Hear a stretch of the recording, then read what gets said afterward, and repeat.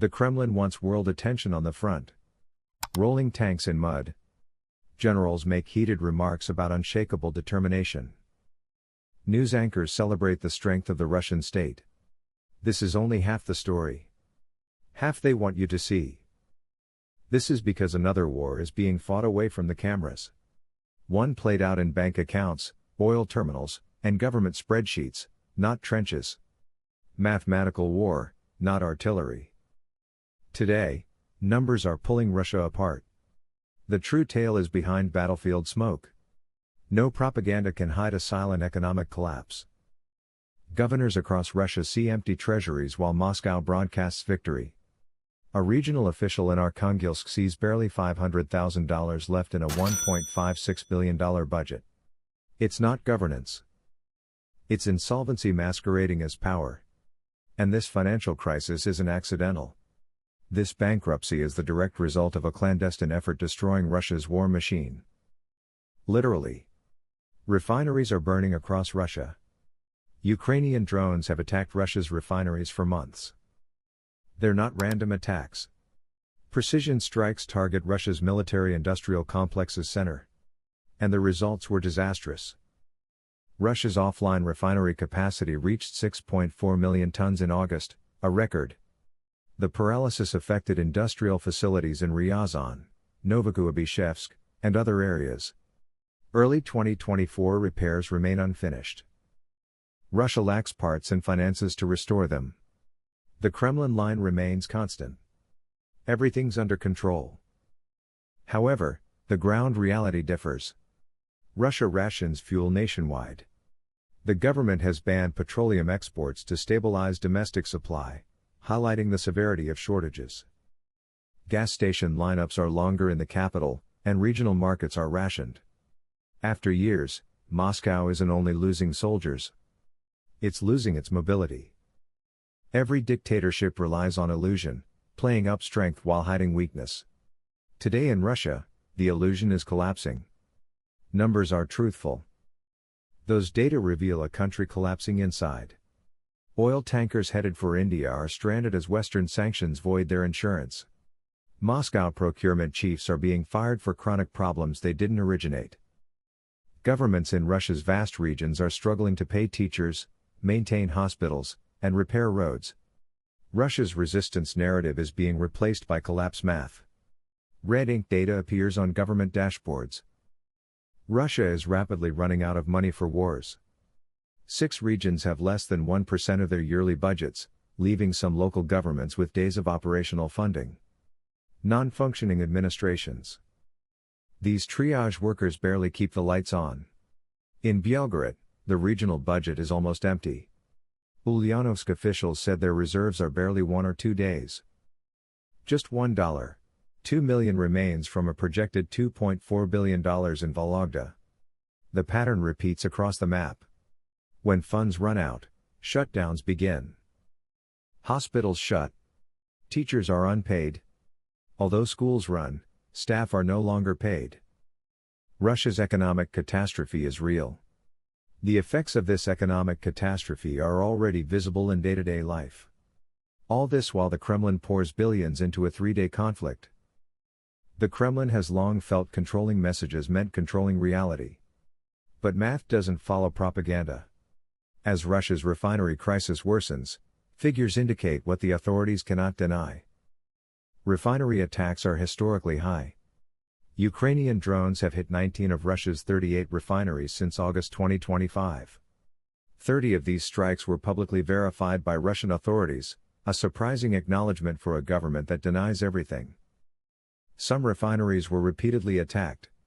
New drone waves arrive quicker than Moscow can repair. Logistics networks are paralyzed by multi-year low diesel exports. Fuel shortages have expanded from controlled territory to center Russia.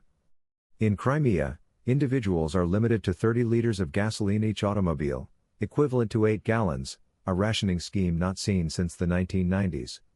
Each hit increases anxiety.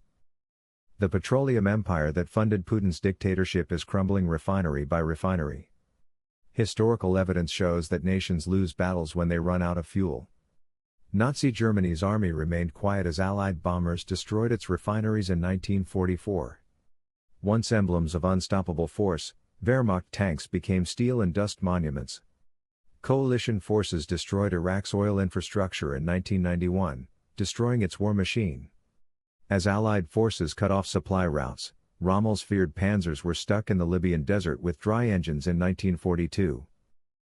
Russia faces the same fate in 2025. Ukrainian strikes are part of a larger plan to fuel Moscow's war engine. One blast won't break Russia, 100 will. Damage repair is difficult for Russia owing to sanctions and structure. The Russian state is vertical. Big or little, every decision needs top-level approval. Local officials lack control. Moscow's orders, parts, and approval are awaited. Bureaucracy and missing parts slow refinery repairs. Generals must lead battles because mid-level commanders are unwilling to make decisions. Same failure in the economy. National hierarchy hinders adaptation, improvisation, and survival. The actions extended beyond import bans. They revealed Russia's centralized systems weakness. Any restriction takes time. Moscow-based dependency chains begin with missing parts. Russia has fewer options after avoiding sanctions via shadow fleets and backchannel business. As Europe increases inspections, India bans sanctioned ships from 14 ports. Russian earnings fell after the EU decreased the crude oil price ceiling to $47.60 per barrel. Trading Russian oil is more expensive because Russia is a pariah. Russia's friends China, India, etc. aren't allies. Customers exploit poor vendors. Financial conditions in Russia are terrible. The National Wealth Fund, Putin's safety net, has shrunk. Tax rises deplete liquid assets by 1.8% to 1.9% of GDP, or $48 billion. VAT increases 20% to 22%. Small firms already dealing with inflation will fail. Rising prices. Real-world data shows 13% to 15% by 2026, but the central bank predicts 6.5% to 7%. Guns versus butter. Government interest rate decreases boost inflation. War production stops with tighter monetary policies. Good options vanish. This lowers Russian stocks.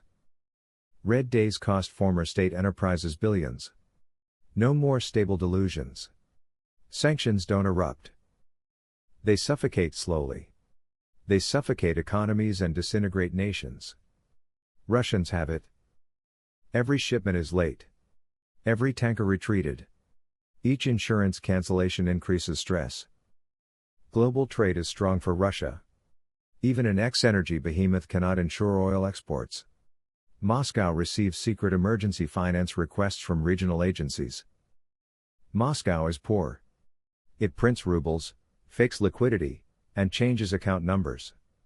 The truth? Russian areas are largely poor. State borrows time. Moscow started emergency transfers to save local governments in late 2025 when regional treasuries ran out. The transfers require fresh debt. Each month, deficits and stability expenses rise. Unresponsive governments. Financial triage centers fix problems, prolong defaults, and hope the conflict ends before money runs out. Real revenues fell in 53 regions after inflation. Book manipulation by the Kremlin hides the deficit. Local officials know. Budgets are empty and people are upset. Years later, Russians doubt the government. Change is evident in state-controlled polls. Most Russians feel the nation is worsening. There are shortages. They feel inflation. War continues in vain. Fissures appear. Street corners, petrol stations, late paychecks, they're everywhere.